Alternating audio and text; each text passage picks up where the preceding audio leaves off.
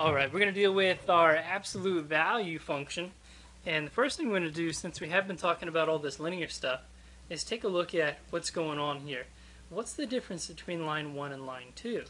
Now we can easily take a look and see that they are parallel lines. Okay, they didn't give me equations, but line 1 and 2, how can I transform the equation from line 1 into the equation for line 2? Well, what they're talking about is really this y-intercept. See, right here it's going through 1. And again, we can take a look and see what the slope is. It looks like a rise 1, run 1, 2, 3. So it looks like y equals 1/3 x plus 1. Well, this looks like rise 1 and run 3, so y equals 1/3 x, and it looks like minus 1. Now, what they're trying to get you to really study in here is the plus 1 did what to this graph? Well, it moved it up 1. And if we look at minus 1, that moved it down 1. But they're exactly the same line because they have the same slope. So they have all the same properties, except where we've translated the parent graph. Okay, so translation is a shift of a graph horizontally, vertically, or both. So when we talk about lines, the only thing we really have to go off of is the y-intercept. So we would only see that as a vertical shift, right? Up and down is vertical. Horizontal is left and right, just like the horizon. The result is a graph of the same size and shape, but in a different position. So we have exactly the same line. Line 1 and line 2 are the same, but they have a y-intercept of plus 1 or a y-intercept of minus 1. So let's tie this back to our absolute value. So keep in mind the absolute value, so y equals the absolute value of x, means we're talking about a graph that looks like a V shape. Alright, so here it is.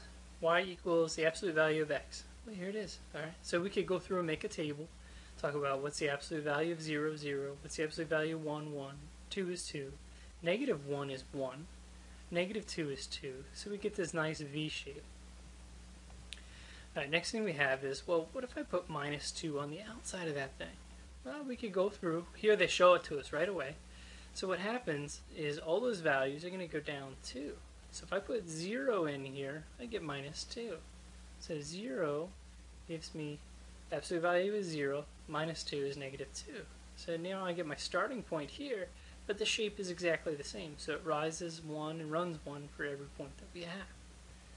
So what do you think is going to happen if we put a plus 2 out here? So I'm going to take this exact shape that I have, put our x and y axis on here. So plus 2. Hopefully by now you're thinking that's going to go up 2. And I just want to get one more starting point to go off of. My focus right now is not so much how accurate everything else is, except for that you realize that plus 2 moves it up 2. So exactly the same shape, it's going to open up all those things, but it's going to move up 2. So how is the graph to the right related to the graph of y of the original graph? So let me first give you the original one, right? Remember the original one? There it is. So how is this one similar to that? Well, it's the same exact shape. It's a V shape. It opens up just the same.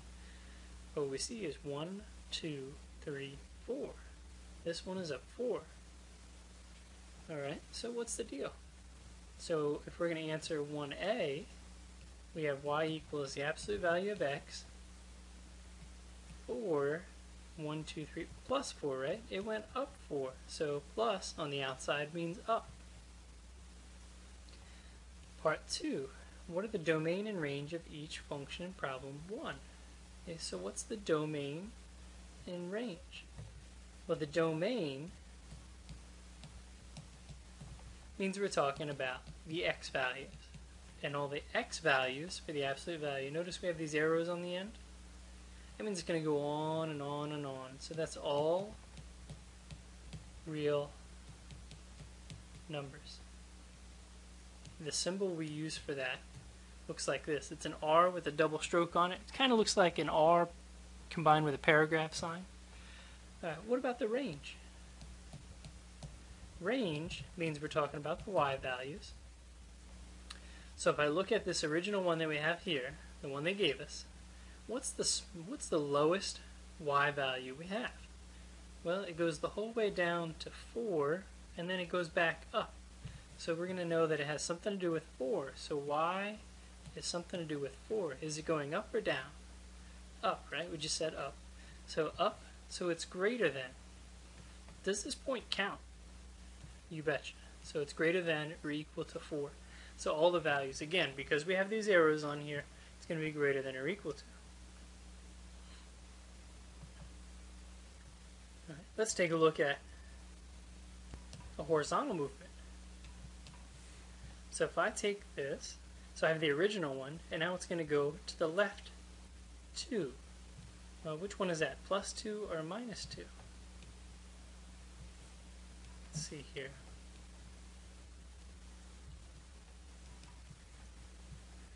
Y equals the absolute value of x. Believe it or not, this is plus 2. So to go to the right, I'm going to need absolute value of x minus 2. And the one in the middle, the black one, the original one, y equals the absolute value of x. Now we can pull up the calculator and we do some of those things, but we can start to talk about the domain and range again. To find the domain, so let's start over here. I'm going to talk about this one right here. So I'm going to focus in and talk about the one highlighted in green here.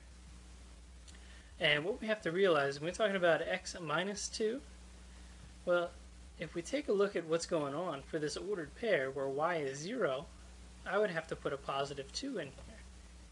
So if we want to shorten up the whole thing, anytime we're talking about a horizontal translation, that means left and right. What I have to remember is that it's going to be opposite of the way that it looks. So it's going to be left and right and opposite. So if I have a graph that is moved to the right 2, I want to see negative 2 in the equation. If it's left 2, I want to see positive in the equation. So as we take a look and try and graph the extra one down here, we have x plus 5. Okay, so 1, 2, 3, 4, 5. And it hasn't moved up or down at all, so we'll just put our absolute value shape on there. So it should move left and right for a horizontal, and it's always going to be opposite of the way it looks.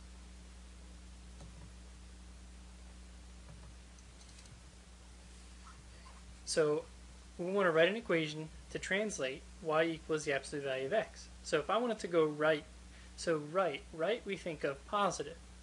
So I'm actually going to use minus 9, and if I want to move, is that going to go inside? Or if I wanted to move horizontally, does that go inside or outside? Well, if we're talking about doing the opposite, it must be inside. If we want to go 4 units left, well, units left is minus, so I'm going to use plus 4 x, y equals, and again, we're moving left and right, so I'm going to put that inside. Now if I want to use 8 units right, well, right is positive, so I'm going to use minus 8. And again, we're talking about moving left and right, so I'm going to keep it inside. Inside is opposite. Left is negative, so I'm going to use plus 6 and keep it inside.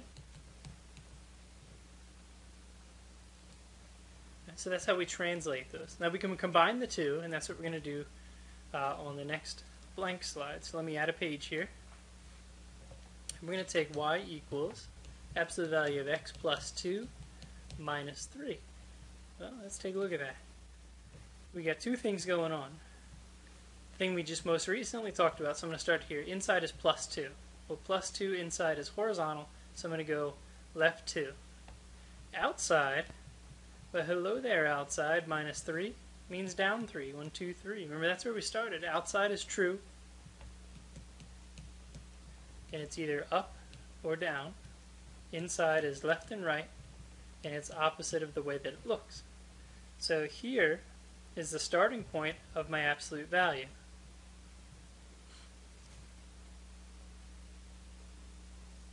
We know that the whole thing is positive, so it's going to open up. Let's try that one more time. What do you want to use? Y equals x minus 4 plus 3.